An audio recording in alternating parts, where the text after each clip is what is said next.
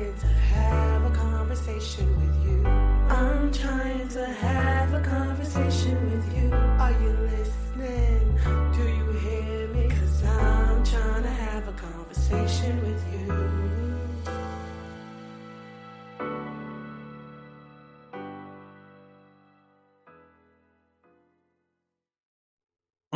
Run it up. All right. Hello, and welcome to another episode of I'm Trying to Have a Conversation with You, a podcast about two sisters who never seem to stop or be done talking. Today, we have a very unique opportunity, and we are having a conversation with 56'N. But let me first tell you, I'm Monique, and I'm Kasha. we are talking to essentially our brother show, I guess. It is one of the shows that falls under our Street Tales Network umbrella. It's called 56'N, and it is hosted by my two co-hosts from Street Tales, but this is their spinoff show. And I will tell you, if you have not watched it, it is thought-provoking. It is funny. It is interesting. It makes you say, huh? Sometimes it makes you say, no. Lots of things like that. So I have been so excited since we had our spinoff show of I'm Trying to Have a Conversation with You. I have been wanting to have this collaborative show because I think it's going to be awesome. So without further ado, gentlemen, Thank you. Thank you for having us. Pleasure. BJ. we didn't even introduce ourselves. I'm so sorry. No, you did not. Go ahead, sir. I'm BJ. This is my brother over here. Tyler, otherwise known as White Chocolate. It's all good, bro. It's true, though. It's outrageous, though, is what it is. Not White Chocolate.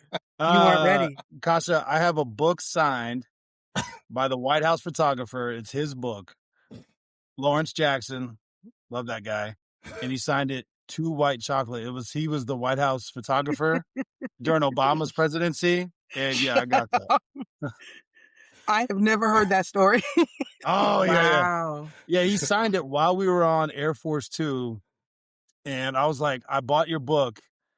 And he's like, you're one of like 8 people. And I'm like, no, it was really good. And he signed it. And when I opened it, I just started fucking dying laughing. I was like, I appreciate it. I mean, if you get a nickname like that. So when he bought my book, I signed it for him, but I signed it respectfully, White Chocolate. As you should, sir. As you should. Hey, it is what it is. Absolutely. But that's amazing. Mo, if you don't mind, I found this the other day because so BJ and I were talking about digitizing important records. Yeah. So you always have them like high school transcripts, college transcripts, all that shit, because you'll need it throughout your career. Yeah. And I came across this, and Kasha, I know you have not ever heard this, but this was one of the few, this was a letter written by a retired deputy to Sheriff Gee. Retired major. Fred was a major? Was a retired major. Ah, respect. Mm-hmm. Oh. See, I didn't even know that. But it was written, he wrote this to the sheriff about me, Mo, and BJ, all 3 of us in one call.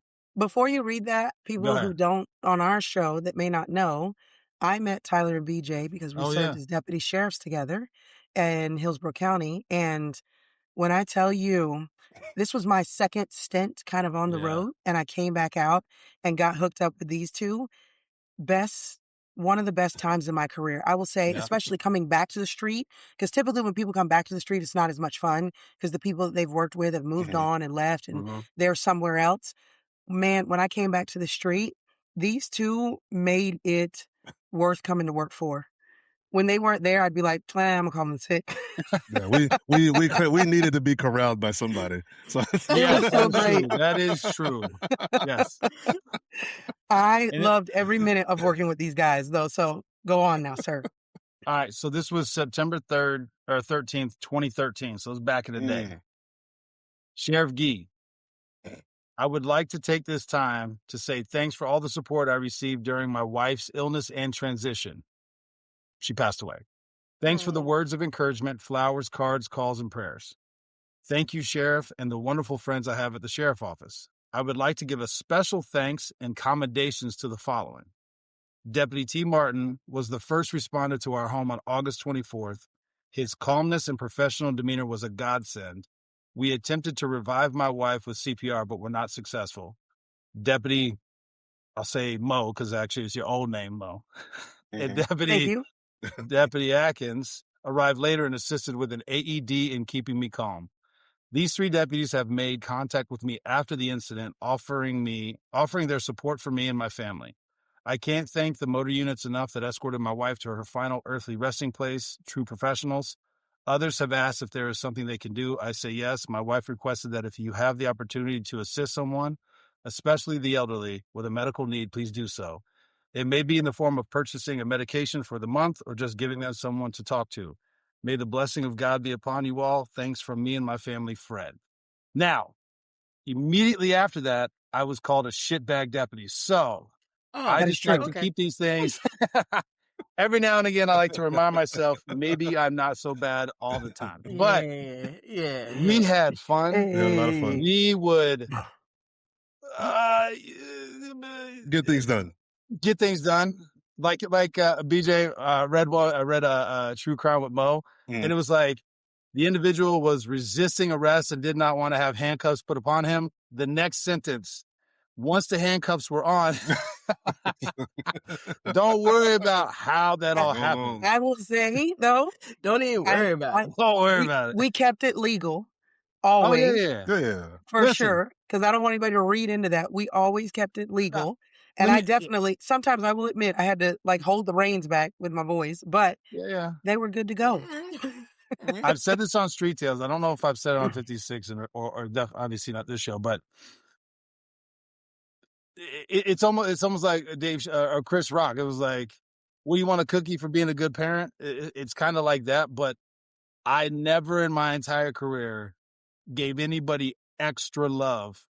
Once the handcuffs were on, it was a wrap. Yeah, it's done. It's over. Yeah. I won. I didn't care what happened after that. I won. I never did that. No. Yeah. But between not wanting handcuffs put on and handcuffs put on, listen, these handcuffs you're going getting on. all of it. You're getting all of bets it. are off. It's going on. All bets are off. I love playing the game. I win because I always win. Yeah. It was always fair. You could have stopped at any point, and that means we would have stopped. Yeah. Yeah. That's how it worked. Anyway, but I wanted to, I saw that letter. I was like, this would be perfect. Love it. I think that was my very first commendation. I think it was. Was it? I think that was my very first. Well, if you remember the highs and lows, though, because we thought we brought her back because they found a pulse and she passed away in the hospital. Yeah. She got transported. Yeah, we thought we really thought we brought her up. Yeah. We get the call. They lived in an area where we were in a lot, so we happened to be pretty close. Yeah. Tyler gets there first. And didn't you jump the fence to get there? Because I just fucking just jumped. Yeah. Jumps the fence, runs in there. He's doing his thing. Me and BJ get there to back him up. We are working well together like we always do to save this lady. And we got a pulse and we were excited because the part that I don't know if you caught, but this guy worked for the sheriff's office. And this was his wife. Which we did not know at the time. I didn't know that. I did not know that. He told us, he said it to me as I was coming in, and then I recognized him. But you guys had been new because he had worked in the jail, I believe, not on the road. Okay. So this made us work extra hard, I will say. And then when we got a pulse, we were all extra excited. They transported her, and then later on we found out she passed away. And one of us would go by and check on him, at least I would say once a shift. Yeah. One of us would go by and just check in and say, we just want you to know that we're here. You need anything? Because, I mean, you can't fix somebody losing their wife. Yeah. You can't. No. Yeah. I felt bad because we really thought we did. Did some good work. It hurt a little bit. I'm not gonna lie. That would bother me because I thought really thought we had a win right there. Like, dang. Yeah.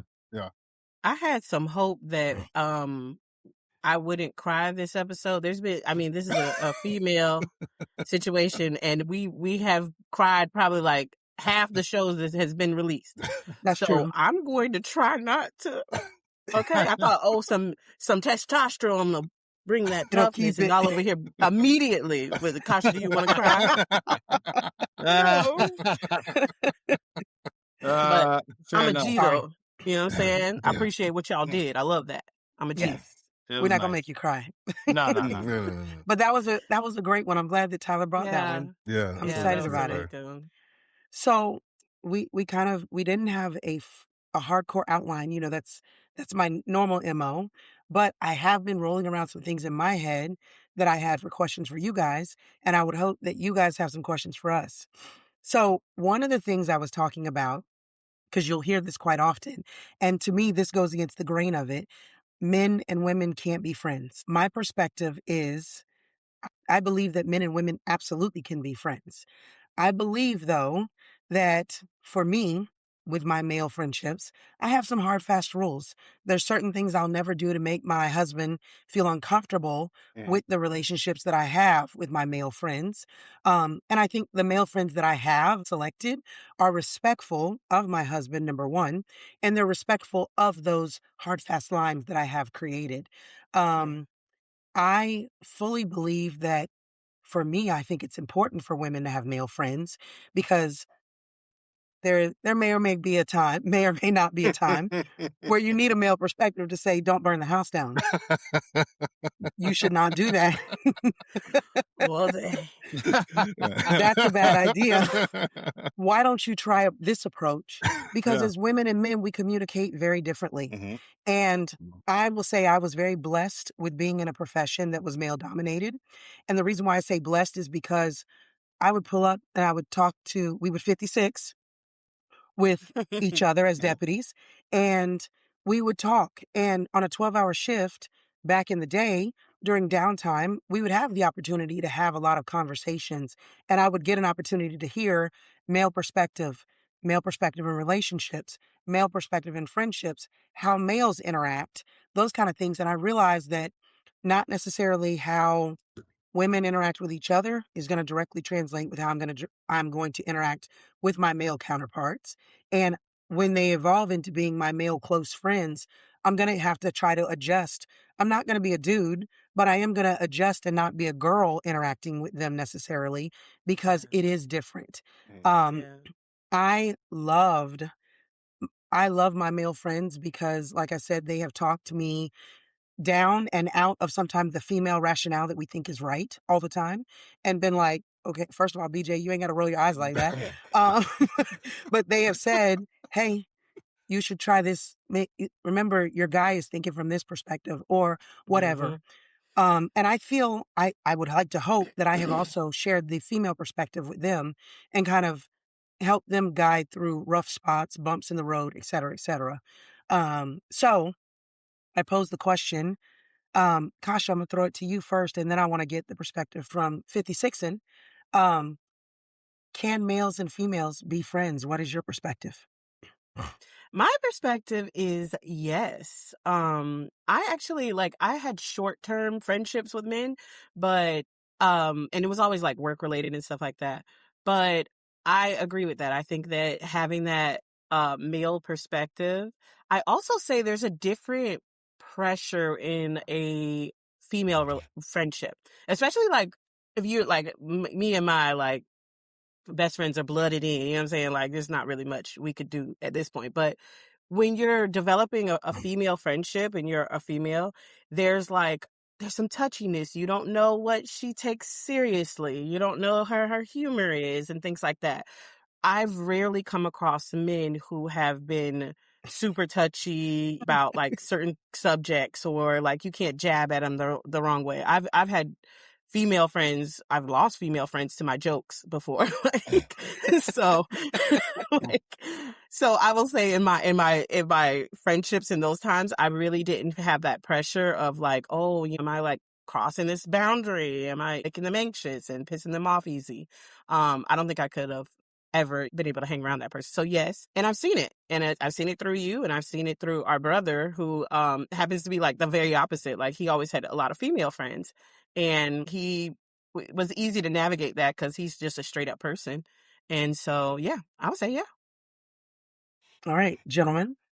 I would say yes. I think it depends on the type of man trying to be friends with, right?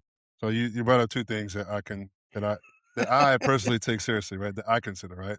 First and foremost, I respect your man first and foremost, right? So there's certain things just based off of that in and of itself that sets a boundary, right? Usually, like most of my well, a majority of my, sure, I'd say 95% of my friends are married or in long-term relationships, right? So I don't have a lot of like single like friends, period. Um, but even then, especially the ones who are married, like I know both of them. I usually don't text my boy's wife without attaching him to the text. I text them both. If I'm calling, I call them both. So there is no like, Right. there's no weirdness, there's no overlap. Me and Ty have talked about this before. If I come to your house, it's like I don't go inside your house. At the front step is if the man's not home. if Yeah. the man. Oh, Right. yeah, that's what I'm saying. Like, even the man's not home. Like, I'm not coming inside. Right. It's none of that. And then, like you said, the second layer is I respect you as my friend to not do anything that would make the other side feel weird or feel. So for me, yes, there's two levels of friendship or boundaries that are set, right? So I have female friends that are not married, that don't have boyfriends or whatever, and it's still the same thing as like you don't cross certain boundaries. Like, hey, we speak. It's usually like not after like the old cell phone rules, like not after a certain Yeah. time. You know what I mean? Like it's like It's true. not after a certain time. I mean, obviously, unless it's like something like important going on, like hey, Right. like I need like a favor or something exigent, something Mm-hmm. like that, right? But on a normal basis, like I don't text you like at 11 o'clock at night. Hey, what's going on? Nope. Hey, whoa, because I mean, Ty talked about this before. I've learned because sometimes aging and getting older, right? Learning how people kind of like, especially the difference between men and women, how they perceive different acts, and we're like, sometimes I'm just being generous. I'm just being nice, which could be taken like, ooh, like, ooh, whatever. And like, it's gotten me in, Ooh, he you know what I'm saying? likes me. Exactly. It's gotten me in some trouble before, like, oh, you feel a certain way. And I'm Yep. like, what the fuck are you talking about? How'd that happen? Like, whoa, wait, what? Well, and I'm like looking back at myself, like, what did I do? What did I miss? Like, what's going on? And your female friend goes, let me tell you what you missed. Exactly. I'm like, oh, yeah, I guess I could see how that could be a problem. Yes. So, yeah, but that's why it's good to have female friends. I could tell you, hey, when you bought her dinner the other night? I was like, Yeah. yeah, I was being generous because I invited, She right? didn't So think that. I She was invited like, he everybody. likes me. Oh, he bought my dinner. Was this a date? Yep. No, Yep. no, it wasn't. But Yeah. so I think yes, the answer is yes, but I think there's some boundaries that have to be kind of like navigated with that for sure. Mm-hmm. Ty's gonna say no. I want to say no so bad, but I think the way that you guys have all outlined it, yes, again, it shouldn't be an immediate like broad. I wouldn't say broad brush. Yeah, of course, absolutely. No, I disagree with that wholeheartedly. And Okay. for me, but see, I'm hearing you guys talk. I don't make friends easy. I don't. It's very hard, and for you to be considered a close friend means that I don't know. There's a trust, and there's just a lot that goes into it. And when I say that, I think I have two female friends, Mo. Two. That's it. And again, I know their husbands very well, and even with you, because we have a business relationship. I was like, I can't remember I talked to Frank about it. I can't remember. It was like I was like, listen, because for me, sometimes I did, especially in the beginning, I was texting you at like 9, 10, 11 o'clock at night because something was going on or I booked something, the madness that was occurring at the time when Right. when I didn't know how to do everything. And I was like, I don't ever want to cross that. I was like, I'll shut the whole fucking thing down. So, I mean, that's how important it is. Right. For me. Yeah, that's a hard one because, but again, BJ and I have talked about it. Like, there's rules. Like, if I came home and some dude, even if it was BJ, just laying up on my couch and my wife was getting him something to drink, I'm like, yo, what the fuck? Exactly. Hell no. Okay. Hell no. And now That's one of reverse the it. What if it was lines. her friend that it was whatever? I'm like, what? Nope. See what I'm saying? There's got to be some lines there. That's one of the lines. Like, I don't even think if I've ever been to your house, Mo, without Frank being there. I'm trying to think. No. I don't think there was ever a time. It's not appropriate. No, I mean, yeah. That's why would we? But I'm trying to think. And we work my together. thing is, people know, like, there's a handful of my male friends I love dearly. If there was something wrong, you or BJ could call me in the middle of the night. and I'd roll over and say, Frank, we got to go help them. Exactly. Yeah. That's what it is. Because my assumption is when you Yeah. call me, you're calling for him too. Exactly. But there is a line, like if I had a male friend that was calling my house, hey, I was just calling to chit chat at 11 o'clock at night, I'd be like, you can't do that. I would tell him the first time with the assumption of maybe no one's ever told him. You can't do that. I'm married. My husband, that challenges him in the role that he's in. In his And then the time, though. next That's time, his time. Yeah. right. Then the next time I'd be like, hey man, I don't think you're getting it. As a So matter of fact, let me put my husband on the phone. hold on. Frank want to talk to you real Explain fast. to this man why this ain't right. But I would and I would never, if I flew up to see Tyler where you live and I got there and your wife was not home, I'm hanging out to the airport till she gets there. Yeah, nah. Right. It's So I not. wouldn't do that. Yeah. Well, the other thing, this is because I've talked to significant. I don't know how we want to talk about that, but whatever. It's like, are you cool? Because like when you call, she's right here. I just go, hey, what's going on? Yeah. Like, there's no like, oh, hey, I gotta step out on the deck. I gotta go to the basement. Like, nah, bro, it ain't none of that. Right. Now, I will No. say, sometimes BJ's like, hey, bro, I need to talk to you about something private. I'm like, oh, okay, hey, it's BJ. She's like, ugh. That's a difference. That's a dude. It's Yeah, okay. yeah, but see but that's the point. But sometimes it's like, oh, but we're both friends. I'm like, nah, bro, you can't. No. There's still a difference. So see what I'm trying to say? It's like, it's not a blank. I don't think a guy can have a girlfriend in the same capacity that he has a guy friend. Like I would never say Mo's just one of the guys. It ain't like Nope. that. Yeah, It's different. not. It's just not. And if I called you, the assumption if I called you and said, Tyler, I need some, I'm about to burn the house down, so I need to run this by you real fast. Yeah. I assume that means that your wife is also getting the rundown because that's the way it should go. So it's not. There's no private conversations between me and Tyler. I literally just wrote down a question to piggyback off that, Mo. It says what? Because I saw this meme, right? And I just always assume this, especially with some of my friends that I know that well, I guess all my friends are married, but I know how tight their relationship is. So like when I talk to certain friends, I know I'm not just saying it to him.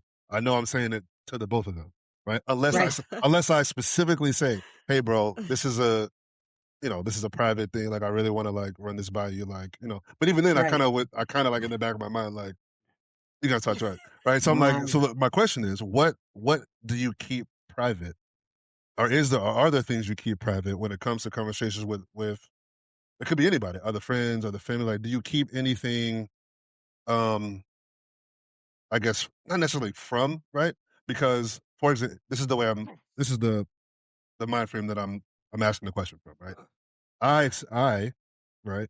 I said, if you call me or one of you guys call me and say, hey, I need to talk, I need to run something by you, whatever, right? I'm assuming you're talking to me about it and it stays between us. I don't feel the need to like with anything. Like I'm not gonna go and like, hey, guess what, so and so. Like I'm not a gossip, right? Most people are like, hey, most people will never be like, hey, BJ said, you never heard me talk to you about another person. No. Ever. Because I don't do that. I love you. I You're love gonna you go so first? much, BJ, but you're Go not ahead. married, bro. That's It's different. that's why I'm asking. That's why I'm asking. Yeah. That's why I'm asking. In your role right now, Yeah. 100%, that's correct. Yeah. As soon as you got a Mrs. BJ, nah, bro. I mean, I would trust. I'm like, BJ, this is for me and you. But yeah, to your point, in the back of my small mind, part like, of me, if your girl's like, yo, what was that about? I assume you're gonna. I mean, it is what it is. well, okay, well. And Follow let up. me answer too. Would you go into detail, or would you just say, hey, what was that about? Ty got some shit going on, whatever, like whatever. But would you like, yeah? I'll kick that to Mo. Go ahead, Mo. Go ahead, Mo. I'll chime in. For me, when I got married, I'm one. Mm-hmm. So he knows what I know. If at any point, especially if I was talking to one of my male friends, because I have had male friends in crisis who have called me, and he knows because he has female friends too, and he's had female friends in crisis, and I am fine with him being there for them. But the minute I or he hangs the phone up, if he says, "What's going on?" I'm going to tell him as much as he needs to know to feel comfortable. Okay. Because Yeah. I've always lived by the creed that nobody will ever know anything that Frank doesn't know, because nobody will ever be able to surprise him. Yeah. Hey, did you know about... Oh, I never want him to go, oh, no, I didn't. Never, ever, ever. Whatever his threshold is, if I say, and in many cases, he'll be like, oh, you don't have to tell me all that.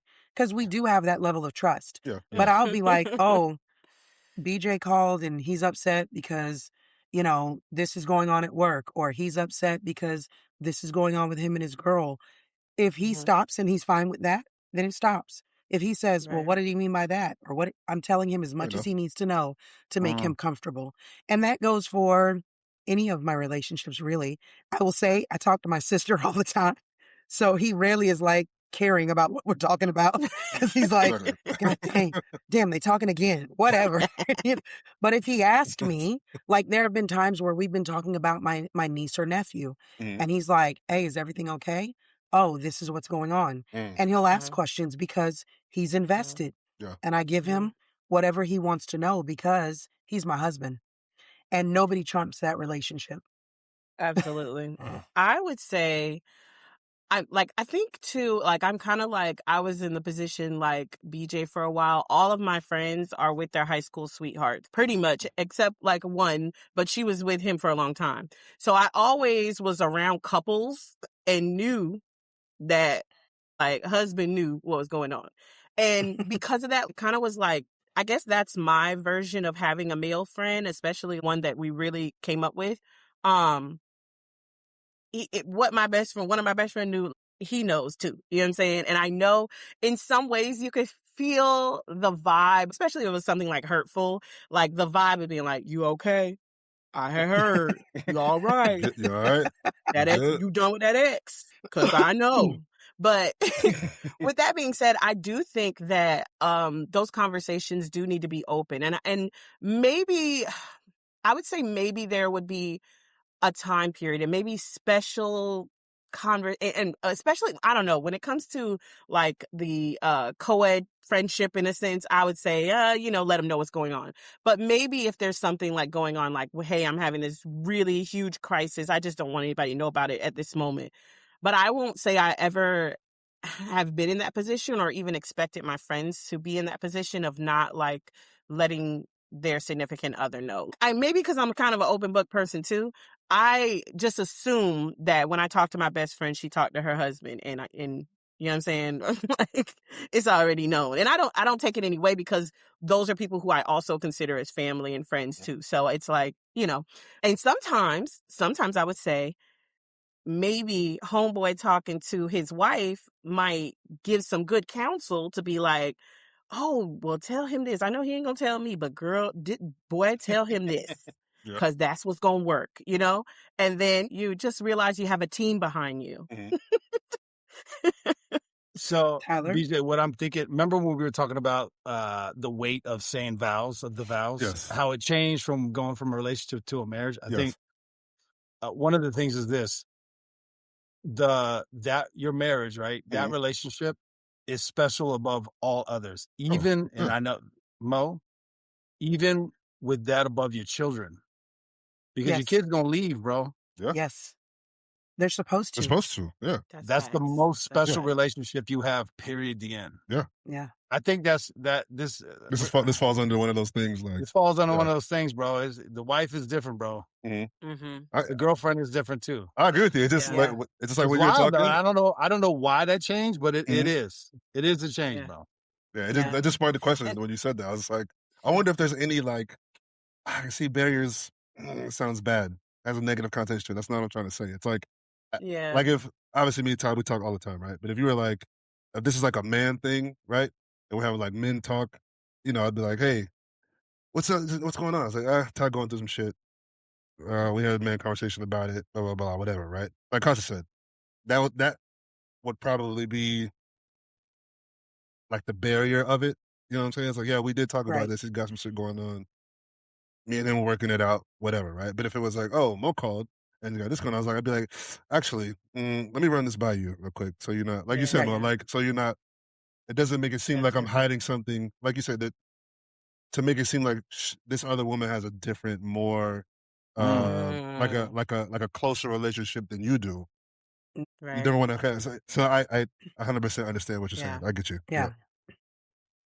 Well, Mo is in a different spot, but this is me kind of asking Mo to you, Kasha. It's a weird trail, but hold on, because I'm in a different spot now. I had this issue when I was a deputy and on the street because there was a lot of shit I didn't feel like I could tell my wife or my kids. Still to this day, I can't. Or it's not that I can't. It's like, do you want to hear about child abuse and sexual assaults on elderly and kids, like little kids? Do you want to hear that? Probably not, right? Probably not. Right. But it's in here, and sometimes I got to get it out. And so I will call BJ. So Mo's also different for me, and I think she was a mentor first before a friend. Personally, I mean, that's how I viewed you, whether you knew that or not. Yeah. I didn't, but I've heard now on the podcast. So that's still how my brain goes. But I guess my point, and this is me kind of bank shotting off Mo to you, Kasha, because I don't know how you would handle that. Like if it's like, hey, this is something real traumatic and real awful. It didn't happen to me, but it's in my brain, and it does affect me. But I don't want to traumatize you by telling you. I will say this. There's one particular one, and it's funny. The very same one that was the first hard situation Monique ever went through, and seeing death and a crazy situation. That was the one. And I was a kid, though. Monique started, we have an age gap. I was a kid, and I overheard her discussing this situation, and it stuck with me because in that particular situation, this woman died protecting her child. Oh, and I remember coming back to Monique after like a week and saying, oh, I can't get that out of my head. And she's like, well, and it's funny because I know as an adult, she was like protecting me. So she was like, hey, you have to understand life moves on, and it was sad, but we got to let that go. Later on, I realized that was one that really stuck with her. So that was the one that kind of stuck with me. Even though I'm a person, I talk about my brain, I imagine every single thing that has ever been said to me. There's nothing you can say to me that my brain doesn't come up with an image for constantly, right? But I can now, maybe because I grew up being near law enforcement, being Monique needing to like bounce off a couple things here and there, and I'm sure not everything. I can separate those things mentally. So that first one, I was, but I was a kid. I was like 11. But as time was going on, even as a teenager, I was able to, Monique's like, whoops. I just realized that was a bad choice. Even as a teenager, I was able to, but I don't think, it was just, you were a fresh deputy. You had to figure it out. And honestly, you were talking to mom. You weren't talking to me. And I was being a nosy child in your business. So the thing of it is, from that one, I can compartmentalize. And I don't know if that's everybody. I don't know if that's everybody's relationship where every wife or every sister or every brother or cousin or mom and dad can actually compartmentalize. I can hear that, and it's very awful. I can receive it and understand that it's a very awful thing that has happened, but I now from that situation do not keep it with me. Unless I was involved, I wouldn't keep it with me. Well, I'll tell you this. I was talking to my buddy Chris, who I've known since I was 14. And this wasn't even like a horrific story. I thought it was funny, but I was telling him the story in front of his 4 kids. Jesus. And they were young. And I'm like, dude, we were going after this robber. He robbed a bunch of people like at gunpoint. And I said, I kicked the door in, stepped in dog shit, fell down. They had to drag me out. Like I was laughing about it.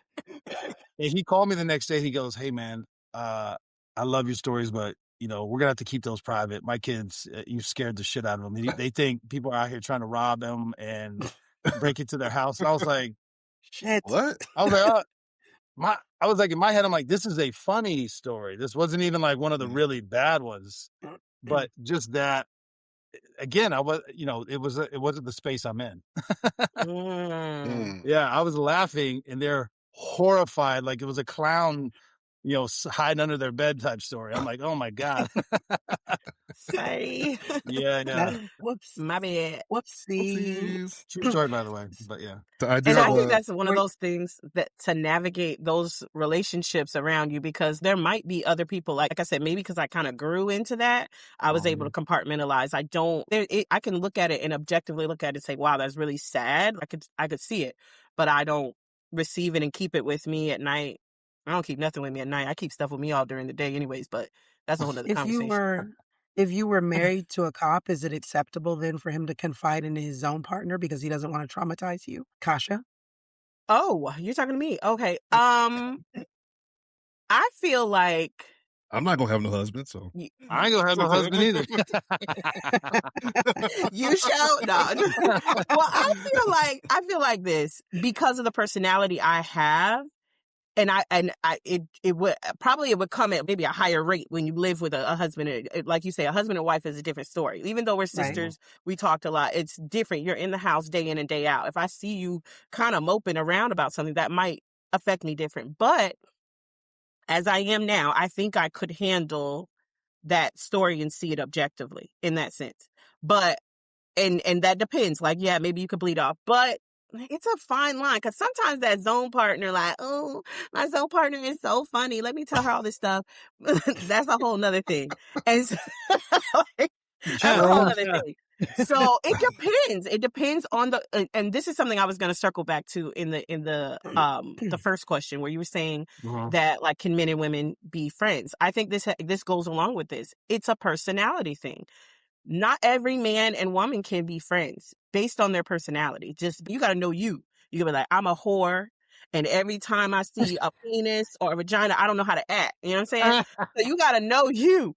So if you have friends, back it up. So you got to know you. So it's the same thing. Like, if you have your zone partner and you could separate and say, hey, I really think she was there. She knows what it was like, or she's seen something the same way. I could talk to her about this situation. Maybe I'll circle back and give my wife the light version of it. You know what I'm saying? But you got to know if you're a whore, and maybe you might think, you know what? She really be listening to me. I like how she be listening. I wonder what does she listen to? Oh, yeah. Or when she brings you some sandwiches on them Hawaiian rolls. That's true. Ma'ams. What are you doing? Stop eating cans of green beans for lunch. You need to eat a real sandwich. Yeah, bro. Get out of here, bro. Here. Idiot. I have a question. Yeah. Did you ever cook for your zone partners, Monique? Like, and be like, I brought this, friends? Because he needed it.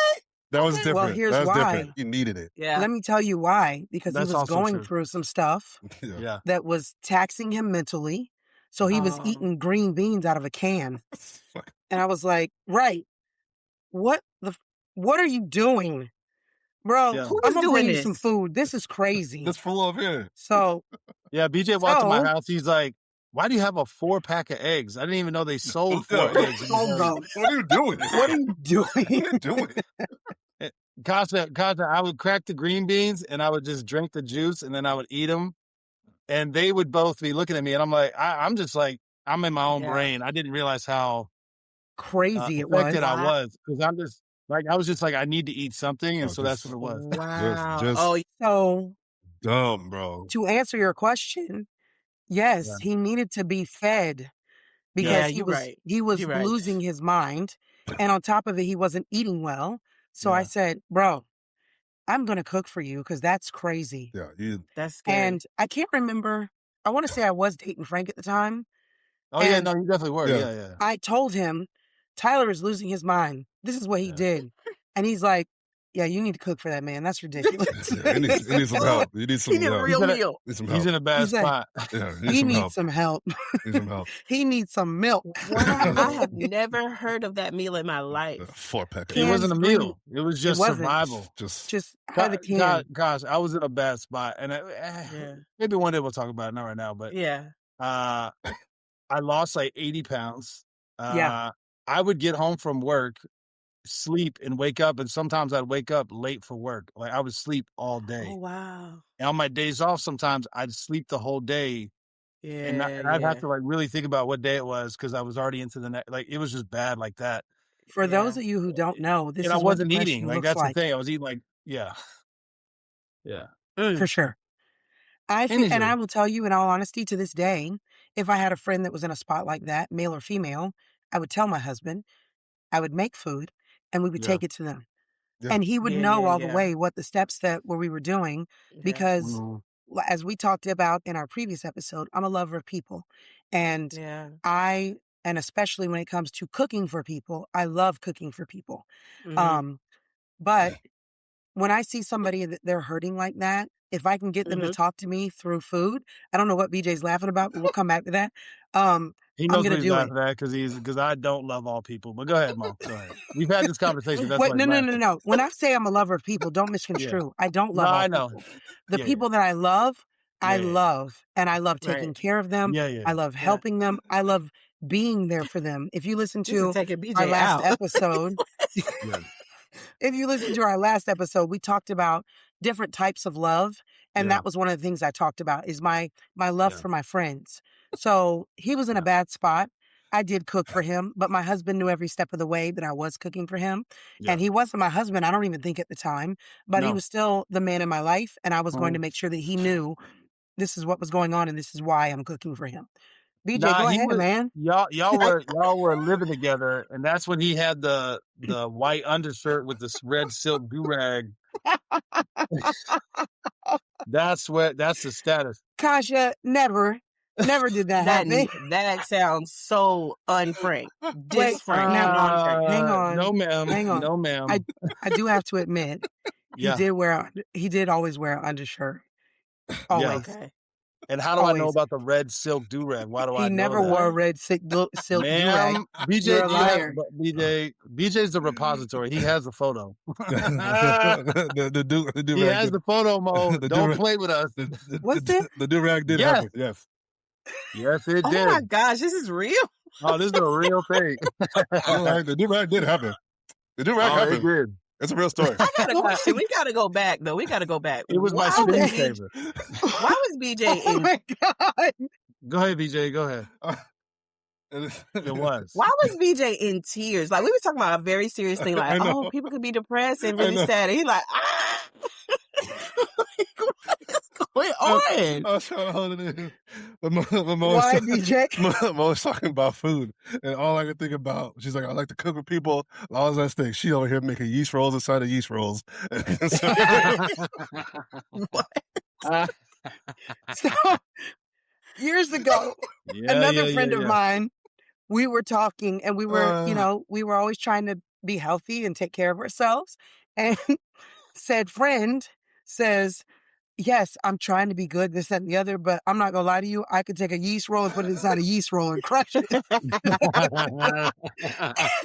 And I told these two idiots that story. And it never. So now, anytime all of us are always trying to work out and be healthy, we're like, tell you what, though, I could put a yeast roll inside of a yeast roll. That's immediately what I thought. I was trying to hold it in. I'm sorry.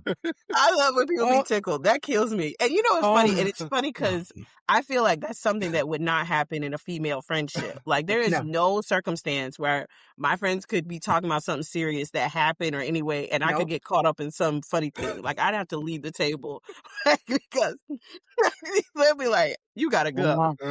This bitch is crazy. Is she crazy? But I have noticed, and I know, like, the funny thing is, like, I have really close best friendships, but Terrence has really close best friendships. And they rag on each other all day, honey, all day. Mm-hmm. And it's so crazy because they'll be talking about something that had happened serious, and they find the funny little piece in there, like, oh, you remember that, though? And you're like, that wasn't, like, that wasn't funny. Male relationships are so different like that. You know what? You know what? Hold on. Actually, BJ, hold on, bro. Correct me. I don't think we have that kind of friendship. I don't think we rag on each other like that. No. I do have friendships where, it's, well, I'm not even safe to say what we say. Yeah, exactly. I was on the camera. I wouldn't say it out loud. I was like, let me filter this real quick. Yeah. There's things, I do have those, but BJ and I are not like that. No, I don't think so. Good. Yeah, we don't bring each other down. Am I right, bro? Yeah, you're right. We don't do that. Yeah. We really don't. It's not like that. Yeah. That's interesting. That's interesting. Wow. Almost they all got my a other positive friendships are like that. Yeah. No, it's not. Yeah. Yeah, That's no. interesting. Yeah. Mm-mm. That is interesting. Mm-mm. So we spent a lot of time on this like male, female, co-ed friendships. I have another follow-up So, before we get oh, off you of have a that. I have a follow-up. follow-up we get Yeah, off I of Go have that. ahead. questions too. For I got y'all Oh, captured now. So go specifically ahead. specifically for the ladies. Because me and Yeah. Ty okay. me and Ty talked about this on our little mini-series, right? Please. One of the things we talked about was and for those of you that don't know, the little mini-series we did was essentially coming from a place of like things that young men need to know, right? So this is kind of like a conversation between us, like what do we wish we knew when we were 16, 17, 18, about to enter the world? What information, what knowledge do we wish we had as, adult men now, as young men? One of them was, don't talk to women about your problems, right? That one specifically. So my question is for both of you is how does your man talking about his problems affect how you view him? Like, is there what is the sweet spot for that? Little caveat. Is it different than when you were dating as opposed to being married? That's it. Go ahead. I'm going to say this. And I think this is where we might differ. Like you said, don't talk to women about your problems. I feel like we crave that understanding and connection. Like I would want to know, what is your plight? When you're Because dating? When you're dating? I mean, it depends on where we are in dating, because I mean, like maybe month 2, I don't want to hear all that shit. You know what I'm saying? Don't come at me. That's kind of the point. Yeah, that's what I'm saying. Yeah. But when you say, like you said, when you get to, like we got kids, we got a house and things like that, I want to know what's going on at work that's affecting your mind. You know what I'm saying? I want you to let me know. And even if you're dating and you've been dating for like a year and a half, what men don't understand is that you still react to your problems. You just are not saying it. So sometimes y'all might sit there and be like, I'm not going to tell her nothing. I ain't going to tell her nothing. But then you just sitting there quiet. You just sitting there funny acting. You go, oh, babe, what's wrong? Nothing. Nothing. And so, nothing. Yeah. And so at the end of the day, like that woman would want to know where you are and maybe help you through that. I think one thing that men do that is aggravating as all get out is not share. Because I mean, it's not natural to y'all. Like it's not natural to y'all to be like, this is how I was feeling today.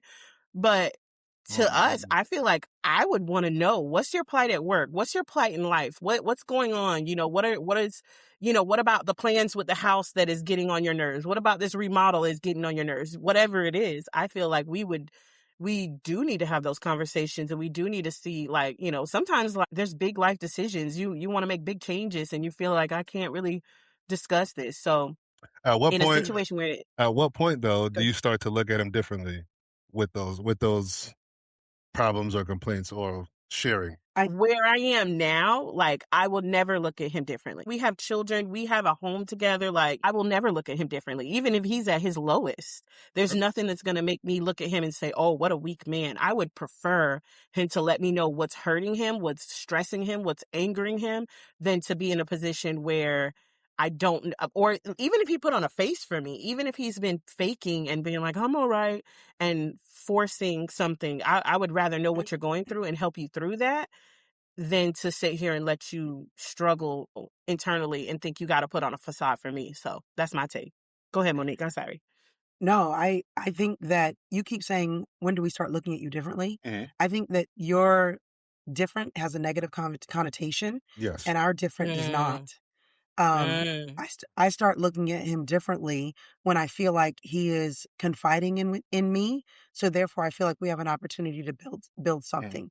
So, like she said, at 2 months, nah, bro, I don't want to hear about what happened your bad day. We still having fun. I don't even know if I'm gonna keep you. So, like, You real still on talk. Sunday nights. You a Sunday night date still. So, but when you've moved into that next phase of dating, and we are seriously dating or seriously considering a future together, it tells me that if you can talk to me about what's going on in your world, that we have the opportunity to build something together. Because like I have always said, and this I said in another episode, I love living life with my husband. I don't, and when I say life, it doesn't mean, oh, I loved living when we were high on the horse and we were making a bunch of money. And I loved living with him when money was tight. I loved living with him when I was like, hey, baby, I got these ramen noodles and I got some garlic and I'm about to do it up, baby. Let me tell you, I loved living And life yeast with rolls. him. And yeast rolls, Yeast baby. rolls. with 4 pack of eggs. Don't forget the green But beans. and the can of green beans, popping it open. It's a terrible But meal. I Goddamn. feel like the guy who doesn't let me in, Mhm. I'm not gonna let Yeah. him in either. I Mm-mm. don't have any reason to then try to build something with him because he has clearly let me know that the trust that he has with me only goes so far. So if we are 6, 7, 8 months into it and Mhm. he still has that 2-month wall up, Mhm. then okay, we're still at 2 months. And that means you a Sunday night Yeah. date and I'm gonna Mhm. start moving somebody else into Friday and Saturday nights. Well, Exactly. here's where the You question. know? Here's where the. Go ahead, Kasha. I would say if you're exclusive, you might want to look into be like, you know what I'm saying? It's one thing I say about the team. If you got a football team and you dating everybody, we don't have to share problems. But if you are exclusive, we need It's to true. talk and be like, hey, I'm actually going through this. Now you gotta that's when you're testing and gauging how does she receive that? How does he receive me sharing these things about myself? You gotta recognize maybe if you are a mess, maybe you're not ready to be dating. If you're a mess where like everything is a problem, every day you got a problem, that maybe it's not time to date. But if it's something Yeah. where it's like, hey, I could tell her I had a tough time or something broke me down, Mhm. we're exclusive and monogamous. So that's a different story. So Well, here's where we get that from. Here's a male perspective. mm, I think most men are have learned over time to not do this because of that. So at some point, it's come back to bite us, right? mm, Because Mm. women. Okay, so between men, there's always a threat of violence. Okay, there's always that threat of violence between men. Right? Say the wrong thing, you might get hit in the mouth. Right? damn. You know what I'm saying? So I mean, there's always that respect between men because we know it can get physical at some point Mhm. if it comes down to it, right? So you learn Yeah, to I DJ love and it. I talked about fighting each other. I was yeah. like, Oh, I don't that's know who decent. would win, but we It both won't gonna be hurt a it won't lot. be it won't be fun, right? So there will Won't be Right. fun. be I love it. there's some consequences that come from not being Oh on your yeah, P's yeah. and Q's, right? Mm-hmm. Women, it's That's different, true. right? Yeah. Mm-hmm. I don't look at any women like I don't one, I don't raise my voice at all anyway, right? But I don't hit women. I Mm-hmm. don't raise my voice, and I don't do any of those things, right? Mm-hmm.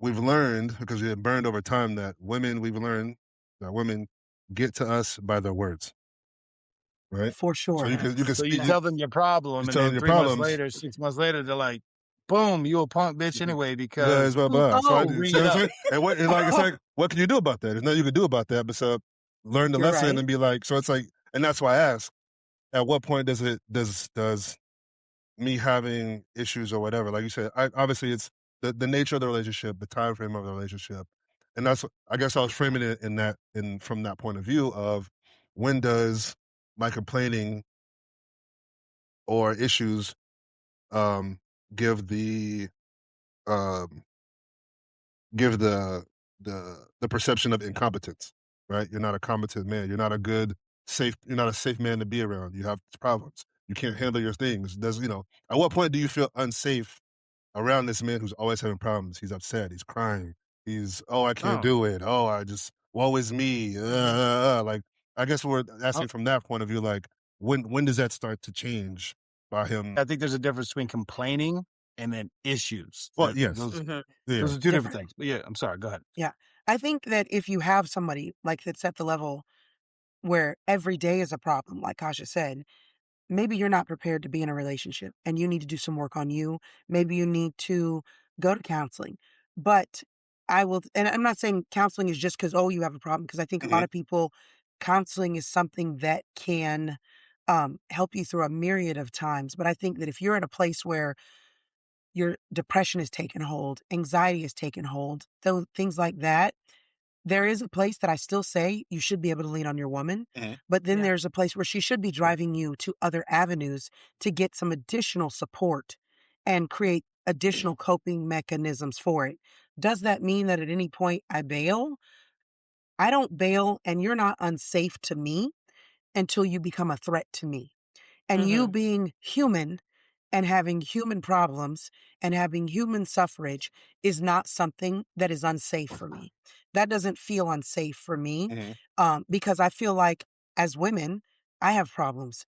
I have suffrage. There are times where I'm down. There are times that I'm going to be crying. But very similarly, I think there needs to be a point where Frank says, babe, you have cried for 10 days. 10 minutes. And if it's not something that sidebar from losing someone that is super important to you, or you've cried for 10 days. Now we've got to figure out a coping mechanism together. Or I need to funnel you to some place where you can find a coping mechanism. So that answers the one thing you said. The other thing, when you were saying about I would say, for me, let me just say that. For me, it's not an unsafe look for a man to be upset. It's not an unsafe look for him to be in a place where he's down, especially if it's warranted. Now, I will say, going back to one thing you said too, women's mouths are diabolical. We don't punch men in the mouth. So what we do is we do it with this. It is wild, the things that we will say. But I think that there's a place too where, as my husband, he needs to sit me down and say, listen, your mouth was reckless when you said this, this, and this, and that's not okay in our relationship. And if I don't correct that, then that is where it's not up to me to pull the plug. It's up to him, because that is not a woman that you want in your life. Because you should not take the things that your significant other, your husband, your spouse, the person that you are in a long-term relationship with, and use them even in anger, because that tells me you have a person that's out of control. Yeah. I will say two things is that if, like you said, if you're not ready, if you have a lot of things going on in one end, sometimes you got to focus on you. But if you have not disrespected someone, you have not called them out of their name, you have not done those things to them, and they did it to you, there's some evaluating that has to be getting done. Because if I tell you something and be like, I'm real insecure about how big my feet is, and you bring up how big my feet is, damn right, I'm going to talk about your head, okay? Like, oh, so what? that's what, it'd be like, your head is big, and I wasn't going to bring it up, but then you want to be funny. But the thing of it is, like, if there's no disrespect there, and this person was like, maybe you're just literally having a disagreement or a misunderstanding, and that's something that easily comes up, and was like, oh, and that's why, when you was complaining about being a punk ass bitch at that job, then there's some evaluating. Then you got to look at it and be like, wait, I didn't disrespect you. Like, why is this? So that you got to evaluate if that's even your person. So that's a whole nother conversation. But yeah, I mean, that's something that to me, there shouldn't, and as a woman who I feel like has some, I mean, I'm crazy as hell, but I have some sense of being grounded as a person. I crave having that closeness with Terrence, like my common law husband, because we hippies. I'm sorry, I didn't know if y'all knew that, but listen to the last episode. She'll tell you all about it. We are hippies. We're Goldie Hawn and Kurt Russell. But point of it is, like, we do live our life together. But point of it is that I crave that. I crave that connection of knowing what's really bothering him, what's going on inside, what's churning inside him. Because y'all think y'all are really good at disguising it. Like, I ain't gonna tell her what's going on, but you're sitting there looking like, no, I'm just not gonna tell you. And it's like, what you do? Tell me so we can work this out together. And that's the thing. Sometimes, and just like Monique said, I will share problems with Terrence because I need him to shake me away. I need that testosterone to get me right and be like, listen, I mean, that's something, but it ain't what you're trying to make it. And so in the same way, if a woman is listening to you, she shouldn't look at you in the sense of saying like, oh, you're weak for disliking that or not having an issue with that. She should be counseling you through that. That's the point of that. Whether she's a girlfriend or she's a common law hippie or a legal wife, like she should, look at you in that way. So I don't think there should be any point where she should look at you weak or a difference or not a man like that. That to me, that's honestly, to me, I think that builds like this closeness. Anything that Terrence has shared with me, and I know the rest of the world doesn't have, is like, that's our bond. Everybody else might feel like they know him, but they don't know him like I know him. So I feel like that, yeah. Sorry. Are you like CeeLo Green hippie with like the dashiki or like Bob Marley hippie? I'm every hippie you could think of. What you mean? All right. Any hippie you can think of. Like, we out here living life and in the stars picking flowers. Like, yeah. Yeah, but I just, that's where my brain went. I don't know. Hilarious. Yeah. The last episode, we talked about the differences of the relationships that we have in our lives. So you got to hear how her and Terrence hippie too close to the sun. Yeah, like too close to the sun. 14 years too close to the sun. I like it. That is true. I got 3 things real quick. What's up? First of all, I found the book because I was trying to find. That's me and Lawrence. We're in Africa. You do look like white chocolate on there. I Hey, can see You it. do. that's the book. That's I great. like that. That's like a good book. Who's that made out to? White White chocolate. chocolate. Hey. With a well, that's a thick exclamation point too. It was. Yeah. He colored that you know in. what? I've had some of the most romantic dinners with that man in Germany, Switzerland, Africa. When I say Pause. Africa, Ghana, Zambia, Tanzania. It's Pause. amazing. Hey, BJ said bro, it was pause. romantic as Pause. shit. Pause. Pause. I know he said romantic. I was like, okay. I didn't say Whatever. intimate. I said romantic. I love I that. mean, Romance is a female thing. help him out, That hurts BJ. my feelings, BJ. How many times we had cigars on the back deck, bro? Yeah, Next to the fire. That's That not ain't romantic. That's not romantic. Men don't. Nah, you men, wrong, men bro. don't do romantic things. He said we didn't have a romantic cigar.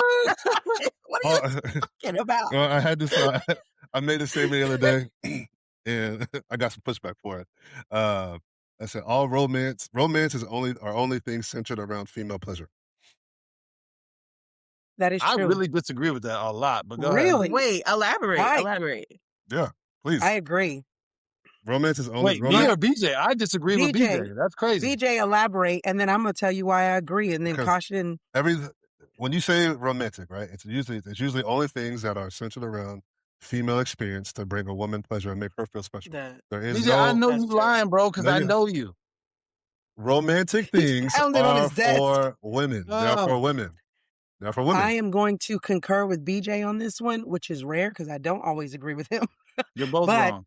Because I know BJ too romance, well. BJ men- likes romance. And I don't give a No. shit. And what I'm saying, we say like flowers in flowers, their house. and what I'm saying is, candy. romance is for the pleasure of women. BJ likes ladies. That's why he likes Yes. romance. It ain't for That's me. why. It's for Romance is all for bottles of wine, dinners, chocolates. It's all to get to it.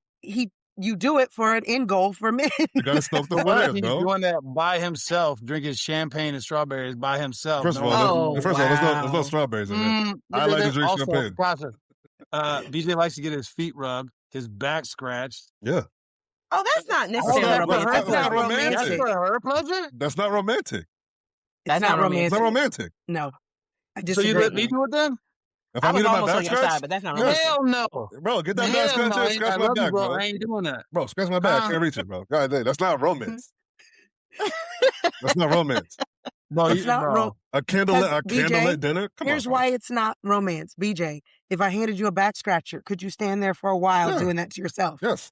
It's not Does it romantic. feel the same as when you laying on the bed and your girl get on top of you, she scratch your Oh, back so for you, bro? That's okay. not You You missed see? the part. You missed you It is you for over. me. You just I love added that a shit. layer. You added the part. She get on top You of you and added a start layer. Exactly. That's not romantic.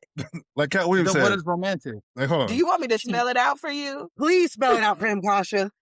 That is sexy. That is not romantic. Thank you. There's certain things. That's a line. That's a line. Y'all crazy. Yeah, there's some things You're that are like for crazy. sex and some things that are for romance. And you're like, oh, not every romantic thing leads to sex. But sexy Well, things every be time sexy you on their kiss him in own. his back, that's sex. Or every time you rub his feet, that's sex. It can lead to it. Every Probably. single time. Probably gonna lead to it. Yeah. Probably. That comes out of Yeah. appreciation. That doesn't come from like, ooh, I'm gonna raise your feet because Right. I want you to get that thing ready for me later. Let me rub your feet. No. Candlelit dinner. I don't know. Walk on the beach. Romantic for a girl. I put petals all over the bed for get out of here. But Romantic Get for a outta here. girl. look, I Do agree. girls I'm even kind of like like bed pillows split on the now. bed? who's gonna clean that up? Yes, Well, she we is. do. Well, she is because I don't clean. But You are so stupid. I'm like split though, because I feel like there are things that should be like there should be some like giving towards the man. Like I think romance, a lot of the romance that we know is for women, like, oh, you know, I got flowers and things like that, candies, things like that. But I feel like there should be some things that we should look towards, like what would the man want to feel appreciated? Not necessarily like they don't need the flowers and stuff like that. That's my question at the time. What is romantic for men? I guess my definition of romance is different because for me, romance is something that is done throughout. It's almost like I can only compare it. It's like stoking a fire. You want to keep the coals hot daily, all day long, year round, because then when you need that thing to turn up, when you're ready to, you know, bruh, if she breathes on you the right way, the thing's turning on. Stop. What? If she breathes on you the right way, that thing's get turned up. Get out of here, bro. Get out of here. So your girl works. I think, I don't know, bro. Your girl worked 12, 16 hours, and you just like drop that thing like it's hot for daddy. I'm talking about you. I'm talking about the other way around. She don't need to do all that to get it right, to get this. She don't need to stoke the fire. It don't work like that for me. Nah, it don't work like that for me, bro. I'm going to say I'm a man. If I go long enough, sure. But on a regular routine basis, when you're with the same person every day, all day, nah, bro, there's got to be a little give and take. It ain't just, all right, I'm naked, come hit this. It don't work that way, bro. Again, occasionally, bro. Shit. Hey, you know what? Document this, Mo. Document this day. When BJ gets married, and I'm like, hey, BJ, is it just pop it like that whenever she's ready? Yeah, I'm always hunting that thing. I think, I think when when a man sees that you put effort specifically for him, that could be romantic. And I would say that in the sense of like, oh, like I know he likes when I get my hair done like this, or when, you know, I know he likes when I wear red. I know he likes this kind of thing. Those things maybe I guess I could see as being romantic. All romance is female centered. Everything you just named is about the female.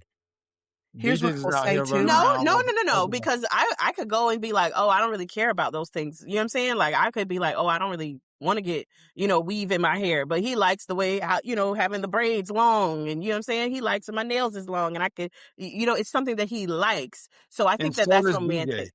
And that's what's driving me crazy. If his girl wasn't shaving, let that thing bust out, chip fingernail, smear lipstick, and she's like, I'm naked, come get it. He's like, bro, get out of here. That's still not romance.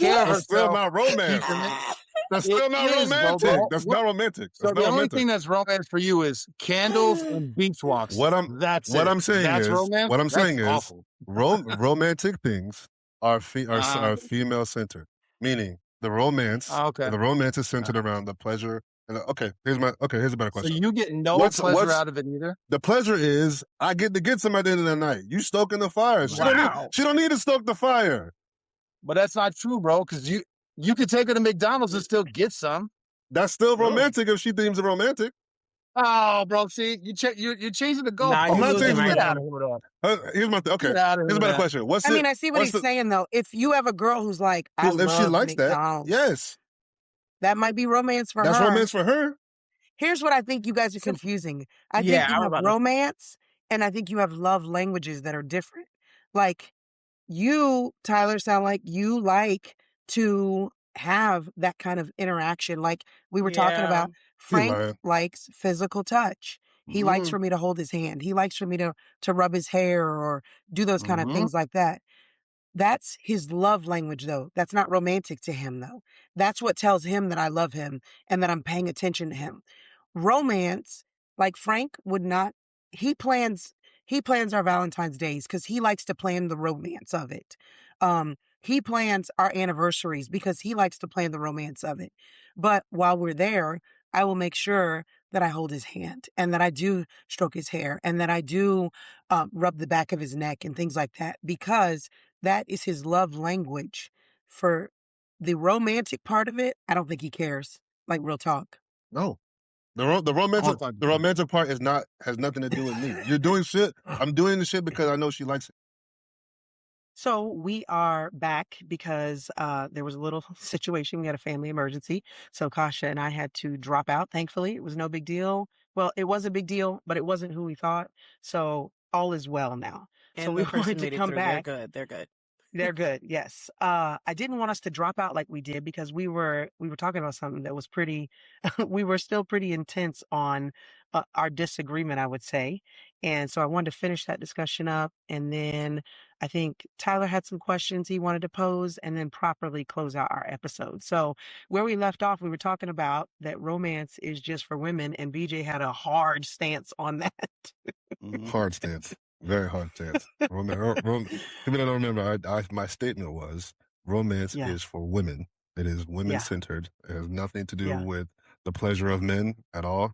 Romance is all about the pleasure and enjoyment of women, and men providing said pleasure and enjoyment for women. That is Tyler what fully romance is. disagreed.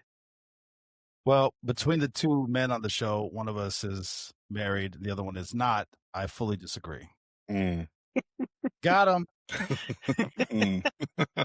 Well, dang. Boom. It's fine, though. We could be directly opposed, and I still love you, bro. I've been doing the romance thing wrong. But I feel like the definitions of romance that you guys have are very different. I was listening, and BJ, it's tangible things that I do. Whereas I think for Tyler, it was more like they are things that we do, but it's part of my everyday almost. And I wonder if that is, do you think it is? Were you as romantic when you were not married, Tyler? Yeah, that's hard. It's an easy hard no. Matter of fact, BJ and I have talked about this, and because and to his credit, I have been married twice now.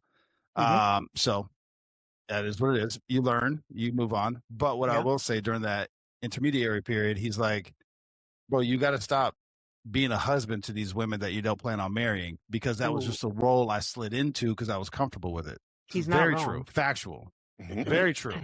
Yeah. For those who have been either married or in a long-term relationship, gotten out of it, and now are back on the dating scene, yeah, it's very easy to just slide back into that role where, cooking, cleaning, hey, I need your help. What? It's just this. I don't know. It's just it's a role that you are accustomed to, but you can't just be doing that to all these people, especially if you're like, bro, are you trying to marry this chick? I was like, no, we're just having fun. He's like, stop acting like her husband, bro. He's not wrong. That's true though, but that's real talk though. That's true. That would go across the board too. Women also, especially coming out of long-term relationships, want to slide right back into being wife, long-term girlfriend, and it's like, if you're not gonna marry that dude, you don't treat him like a husband.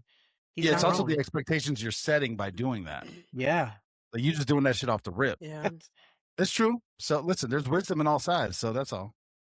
I have to say, to the point where I think, like you were saying, that they had different definitions of romance. I think in my head, and I think I was kind of closer to what Tyler was saying, that being romantic is being hyper considerate of someone you love. That's why I think he was on that train. I feel like when BJ's like, oh, it's just woman centered, I feel like it doesn't have to be. And if it was just woman centered, if it was usurped from the relationship, would there be a hiccup? I feel like there would be a hiccup if there was no romance in the relationship, because I think romance should go both ways. And I think romance is being so considerate of the other person. That is romantic. BJ's looking crazy. He's like, oh Lord, here he goes. Go ahead, BJ. Go, BJ. Yes. Go. Yes. I completely understand what both of you are saying. Here's my thing. Consideration usually comes from a period of getting to know someone, right? So it's easier to be romantic when you know that person over a course of time. Like, I know you like these things. I know you like these things. I know you prefer, I know you prefer a certain wine with your steak or whatever. Like, that comes from over time, right? Right. Take that away. What would be romantic for a woman to a man without consideration? If you didn't know that person, what would be a romantic gesture? Because we know what they are for the other way around. I feel like if you like, this is kind of romantic, just because gift for a man. Like if you make a basket that was centered towards the things he liked. If he likes the Bucks, you're like, oh, let me get you a Bucks jersey rolled up in there with some Bucks tickets and, you know, something for your man cave. That's like, I'm so considerate. I'm so zoned into what you like and want that's romance in a way to me. But that's my question. If you don't know that, what is a romantic gesture? So you're saying like if you don't have the knowledge to be considerate. What? I feel like how would you even be romantic to anybody you don't know? That's my point. What you're talking about like is even a woman. But what I'm saying is, like, do we know what a romantic gesture is? Show up on the first date, flowers. We know that to be a romantic gesture off the rip, whatever, right? That's a long trope for a long time. We'll just say flowers is automatically general consensus romantic gesture, right? What would be the equivalent the other way around, to the other side? Show up with a bottle of whiskey. No, that's right. Yeah. Well, hold on. Okay. If you don't mind. Yes, go ahead, sir. BJ, I'm not going to put your business out there, but BJ's, I'm not going to. BJ, no, I'm not going to. BJ's definition, as he's posing it, of romance is basically he's leading to one side. He's cornering the argument, so to speak. I know for a fact BJ does enjoy romance. Romance is, to me, is anything above and beyond what the expectation was. Yes, for a woman, if you show up on a first date having never seen the person, knowing nothing, and you just have a flower, okay, sure. But it could also be deemed as weird. I don't know. My thing is, if you're dating someone, meaning you have had some sort of interaction, they know you, at least in part. Any woman who has ever met BJ for 5 minutes knows he works out, he likes hats, he wears a hoodie, and it doesn't have to be a gift. It's just anything above and beyond the normal expectation, to me, is like you are doing your best to go above and beyond and show your interest. Could be deemed romantic, hence the flower, hence dinner, whatever. For BJ, like that extra hat, that extra whatever would be like, hey, I saw this hat and, whatever. Or it would just be that extra effort. And BJ, I know you would enjoy that because I know you, bro. It's just saying, match my effort, match my understanding, match my intensity for what we're doing here. That's so it could be a definition or an idea of romance. That's the difference being, but I'm assuming outside of the, I've never seen you, I have no idea who you are other than we matched on an app and I know your name and I see the photo and you show up with a flower. If that's your sole definition of romance, okay, then you have cornered that argument. But not the sole definition, of course, but I'm hoping that's not the entirety of what you mean. It's not the entirety of what I'm saying. What I'm saying is, like, we know, for example, when people say a romantic gesture, right? It is obviously in speaking in generalities, right?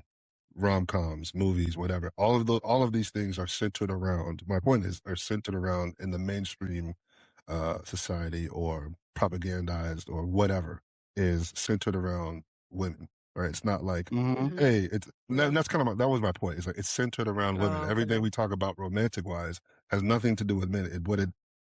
What it is men providing something for a woman, like, oh, court me, oh, take me to dinner, oh, do this, but whatever. I think historically that is what relationships have been. If you go way back, men courted women. Women weren't even allowed in many cases to pursue men and that kind of thing. So I think even though we've evolved to this area where they're like, women and men are all equal, we do everything, I can do anything that you do, blah, blah, blah, blah. Sorry, if you can come for me, I don't care.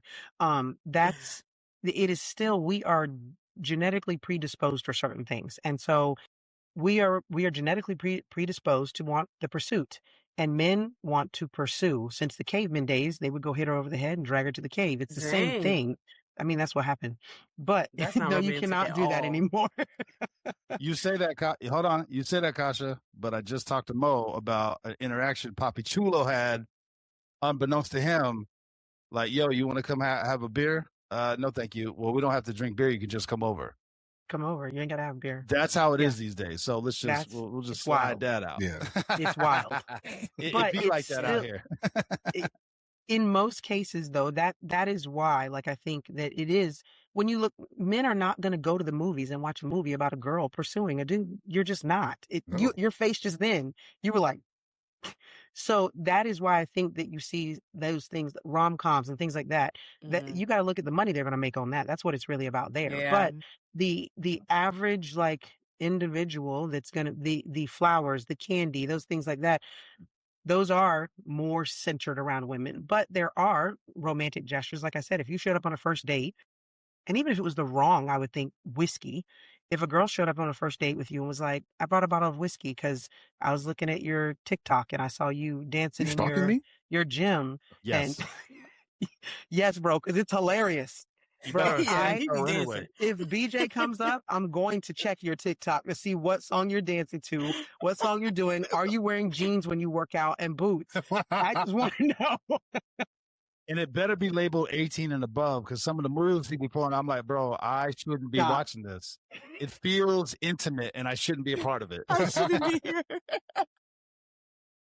It's just a wrong channel. It's the best. And every time I try to click the comments, you like blocked. I'm like, I hate does. you, He BJ. I has want them to send off. something. It's off. It's off. Because it got kind of crazy know in the why. beginning. So I'm like I know why. whoa.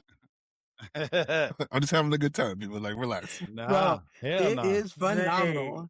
I'm going to check for it. But my whole point is, I'll be like, hey, I saw this whiskey in your TikTok, so here you go. Or I see you like to work out, so I mean, it's kind of weird if you show up with a whole set of, like, a rack of barbells, but I mean, doing something like that, I still think would be scary. Like, she's crazy, dude. Let her go.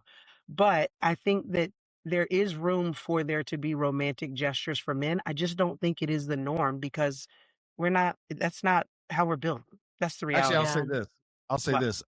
I'm gonna kind of back up a little bit and say that there are, this is because Mo, there are norms that men can fall back on for women: flowers, perfume, a meal, whatever, beach walk, whatever it was, BJ, that you were talking about. I will say that is probably true. I don't think that works. It's a real broad brush to brush all women. Not all women actually appreciate that, but whatever. Men, I will say, are harder in that regard because we don't all like the same shit. You can't just bring all men a bottle of whiskey or a ball cap. They're all into different things. So I will say the romantic gesture built or there's not like a general romantic gesture for men. No. I know. And you're right. I will acquiesce to that point, BJ. Yeah, that's what I'm saying. That was my point. That's what I was trying to take. Like, there's nothing. Well, like, I think the original statement was all romance is female centered. But that's my point. Like, the generality of romance is centered around, around the female. I think that's media. I think that's media driven in one way, because I had 2 points about that. One thing I say is that, like, yes, there are some things that they're like, oh, that's romantic. And I think initially the relationship, when you're like pursuing, like you say, it should kind of like center towards like, hey, I'm trying to get your attention. Because, back in the day, like you said, people had gentleman callers. It might be another gentleman caller behind you, bruh. So, you know what I'm saying? You better have the best flowers and the nicest chocolates.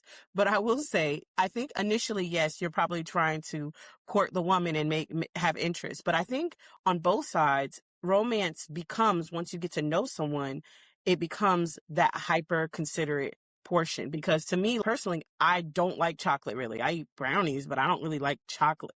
So if somebody bought me chocolate, I would just be like, and like, speaking to my hippie spirit, I would rather a basil plant than some flowers that's gonna die.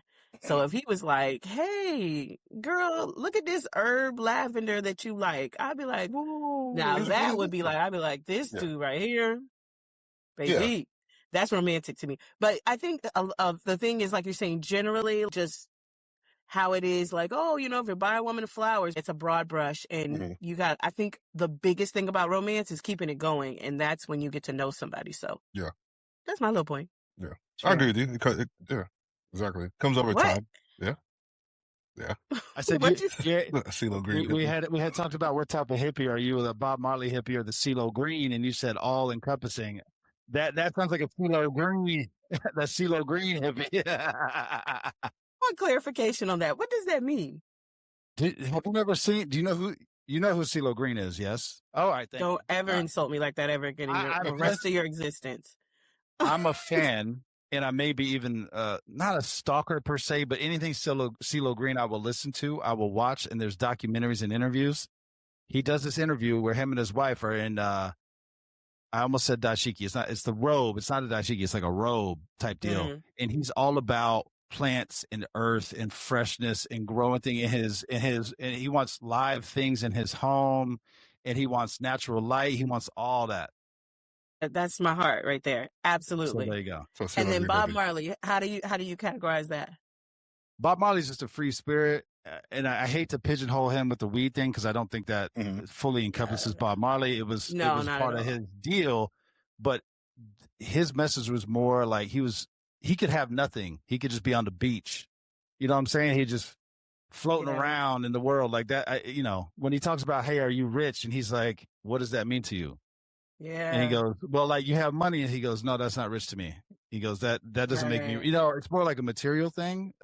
I'm sorry, not having materials. And then also he was a little free spirited with his choice in how many baby mamas he had as well. But, whatever. Yeah, he was free. A true player. I'm not that free. Like, what I actually respect. CeeLo Green.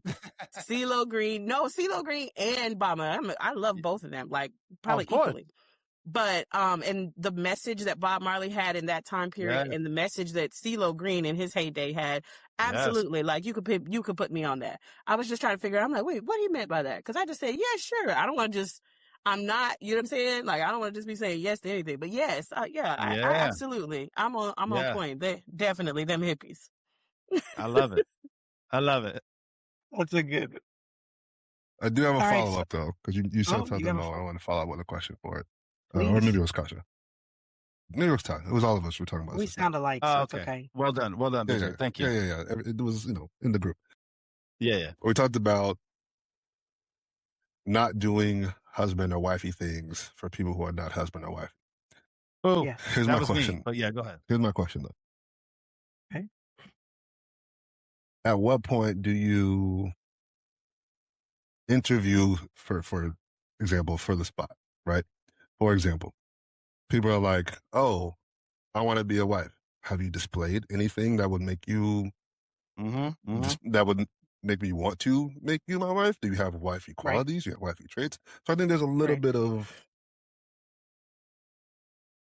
Yeah, do you have wife tendencies? Yeah, there's a little bit of fluctuation in there per se. And I think on both sides, especially for you, because I know I've told this to you before. I was like, well, stop being a husband to these. Yeah. We talked about this on the show too. Like, at what point do you go from we're dating to I want you to be my wife? Or, and actually, this is great for your Mo and Kasha. I choose you to be my husband. I don't have an answer for that. So that's really you, Mo and Kasha. I'll go first and then Kasha. So for me, when I was just dating guys, it was like, if you listen to some of our previous episodes, we talk about our brother gave us some solid advice. Date everybody. Don't have sex with them, but date all of them. So I was dating all of them. That was the interview process. As I was dating, my husband came into that dating lineup. And when he did, I was like, oh, this guy moves different. So he moved different. So did I. I didn't necessarily introduce wifey tendencies, but I definitely moved different. He got priority responses. He got priority, phone calls and things of that nature. And then when Papi Chulo said, hey, I want it to just be me and you, I was like, okay. Yeah. Hey, don't call me no more. Hey, I can't, don't do this no more. Like, that's how it went. So once he said that, that's when I started to apply more of the wife tendencies. I would cook for him. I would do those kinds of things that I would not necessarily do for these dudes that I was just dating. I didn't do that because to me, that's reserved for someone who is my husband, that I'm going to do those kinds of performance measures. So if you're just in the interview process, you haven't been moved up into the third or fourth interview. And that doesn't mean third or fourth date. That means third or fourth actual interview. Because I can see who you are maybe 3 or 4 dates in, and you're a lot of fun, but I have no interest in making you a husband. So we just hanging out. That's it.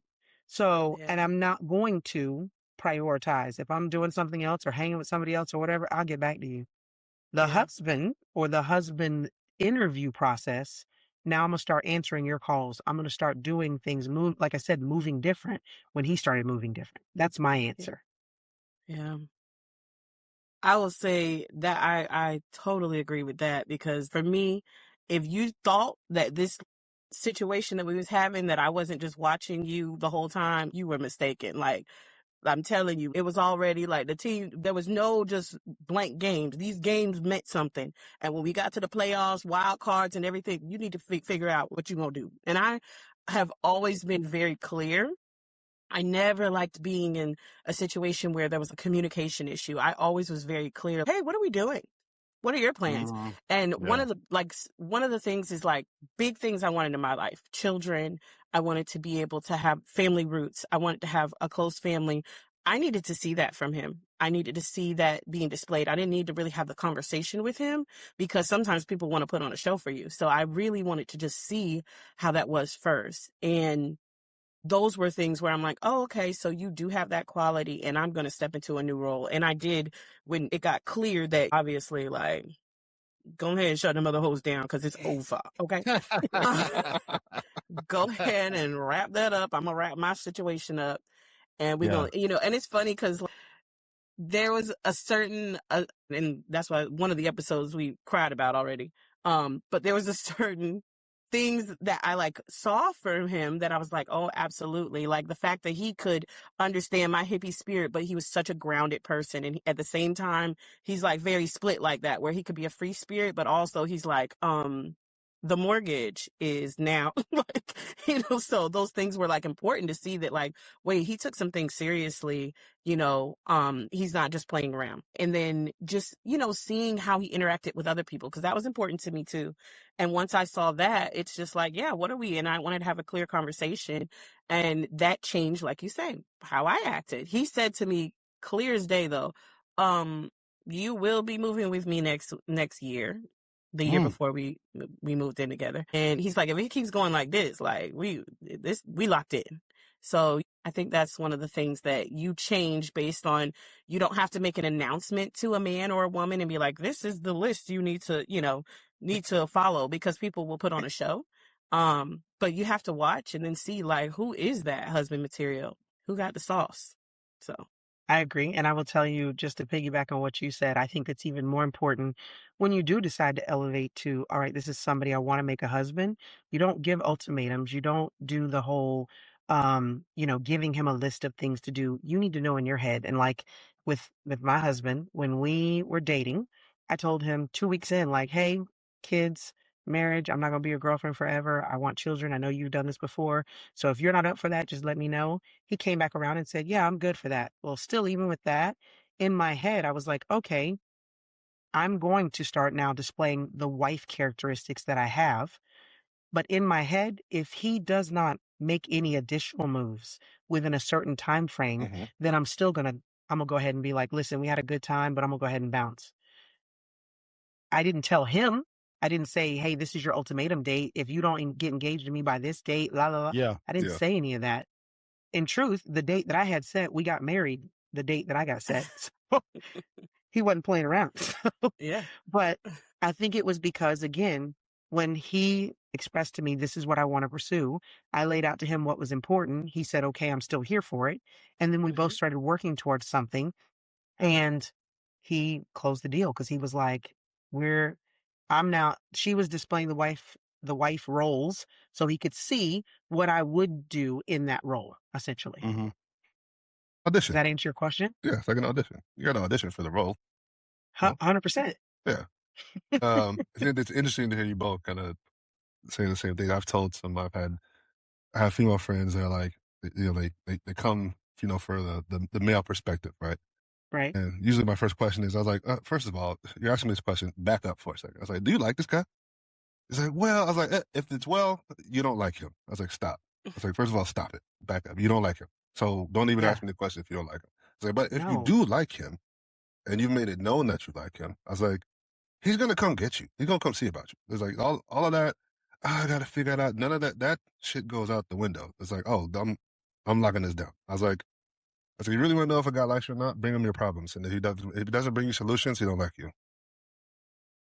That's a good so one. true. That That's is so true. Like, he's not gonna. I'm not saying like, hey, he's gonna like, hey, I need my light bill paid. He's gonna pay it because we're not falling for the okey doke. You know what I mean? But No. he'd be like, hey, I'll help you get a job. I'll help you do this. I'll help you do. Like, he'll give you some solid solutions. Will. to your problems. Like, not getting Well, okey doke.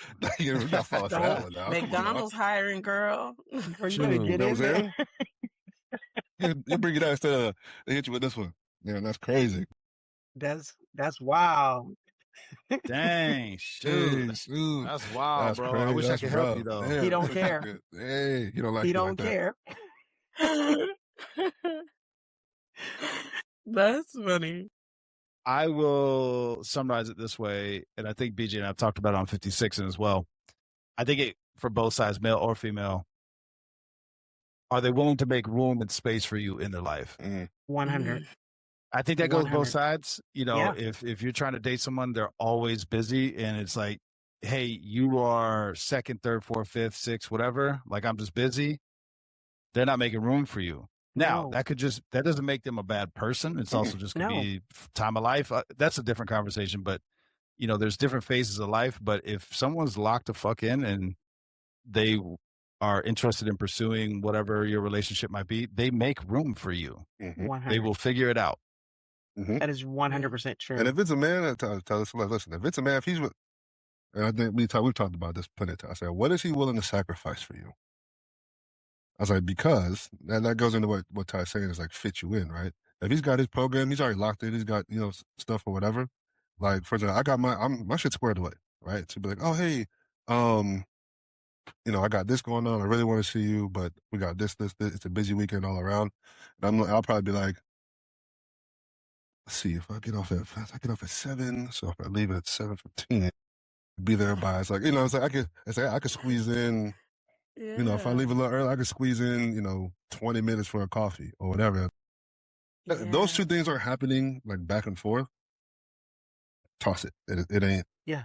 It ain't there. That is so true. Like that's something I forgot, but yeah, that's something that I actually did appreciate about him is that there would be like times where I'm like, oh, I know you're busy. And he's like, no, you could just come, wait till I get off or wait till this happens. I'll be right.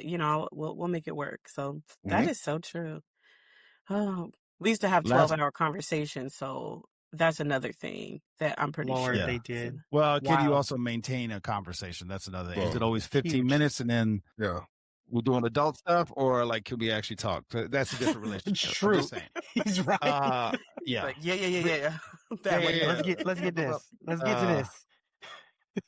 Yeah. Kasha, this is a side question because Mo was talking about when Papi Chulo would call. Are you aware, and has Mo always, and you can edit this out, Mo, are you aware she puts on the quiet storm voice when she's like, that's Papi Chulo? Do you know what I'm talking about? Do you even know what I'm talking about, Kasha? Yeah, you know what? Yeah. I didn't think about that. Yeah. Oh, shit. Mo would be in the middle of like, pop. Oh, hold up. Hey, baby. It's like she gets all tucked in and just, I'm like, oh, she must be Papi Chulo. Shit. The best part is this. She'll be talking, see that call? You see that call and go, boop, on the window. Yeah, hold up. Yeah, I'll talk to y'all in a second. You know what? I can't hate on her for that though, because I'm not mad. I mean, Yeah. I was still like, oh, hold on, he's hello. I do. Yeah, okay. Hey, baby. Yeah. It's a little different. If I Frank, can't hate on her. if he calls, I'm gonna be like, hey, hold on a minute. I gotta answer this real quick. I'm gonna answer him. Yes. I don't care. Oh Lord. Oh my God. All right. My question, and then I respect for everybody's time. My question was not as deep as that one, which was great. This is like the relationship has occurred. You're in the relationship. TV shows. And let me flush out my question. Do they always have to be something you both enjoy? It's part one.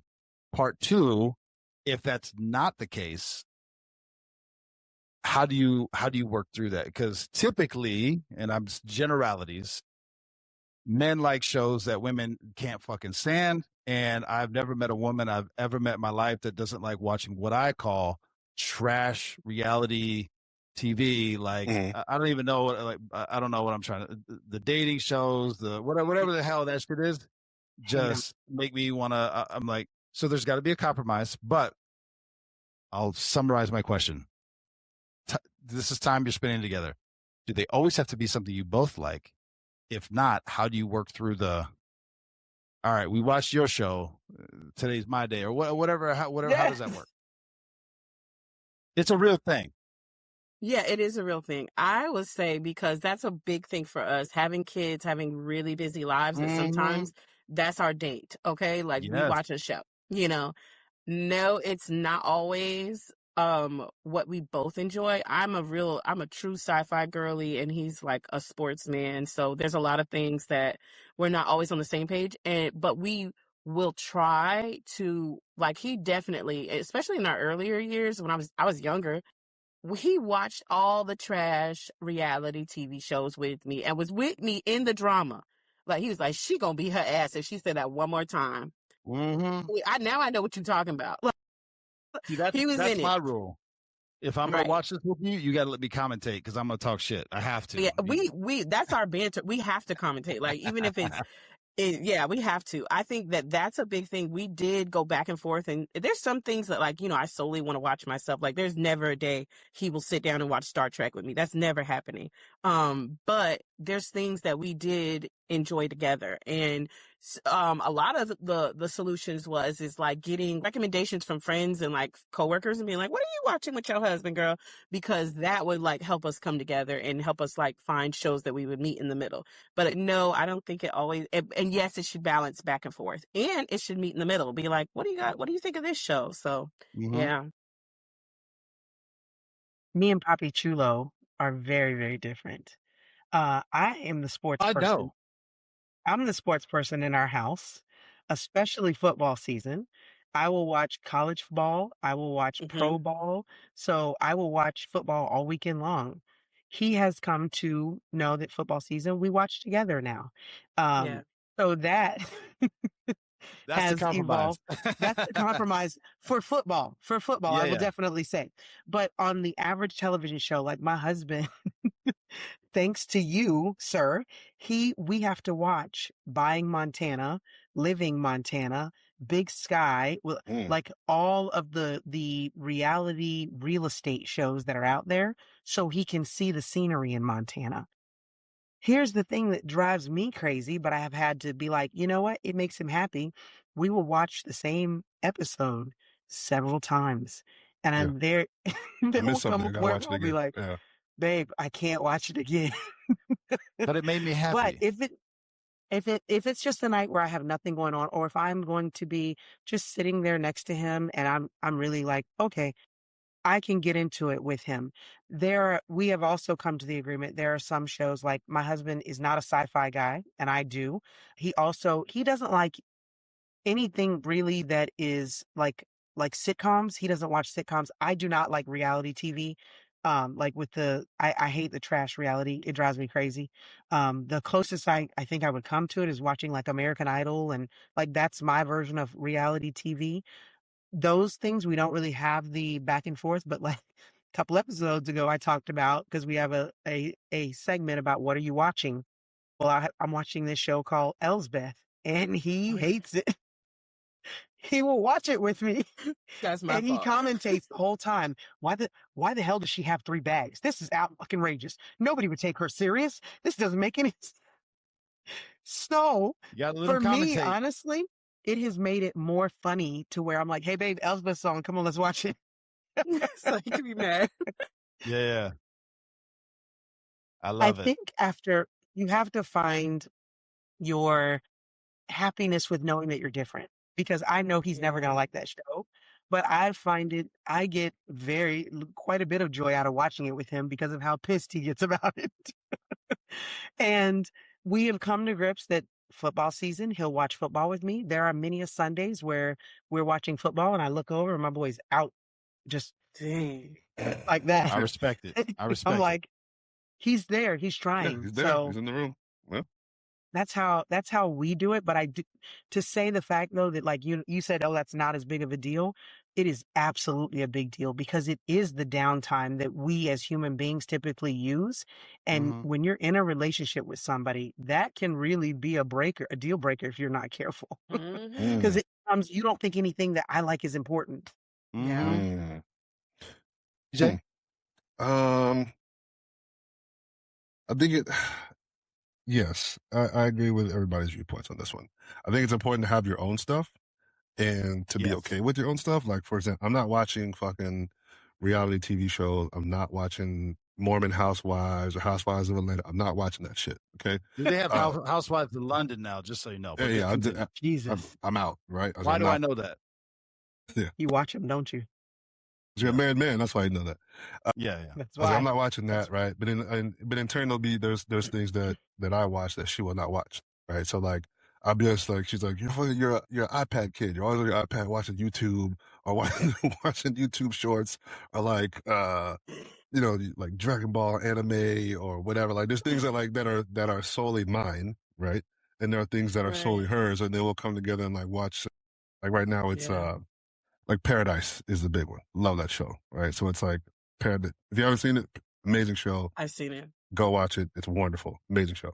Okay. But stuff like that, like there will be things that are like Jordan Hayward, like, hey, in new episode coming out. Let's center, not necessarily the whole week, but like, hey, some of our joint time will be centered around things that we share. But I think that like that just encompasses everything in the relationship. I think there will be some things that all of you are May. I'm the one who hasn't been able to figure it out. So, bro, I'm sorry, bro. Damn, you're fine. Right? You're fine. You're fine, right? Bro, edit that out. Damn. No, you're fine. You're fine. So relax. But it speaks to a different viewpoint, right? And maybe you guys can give some guidance or some perspective on this.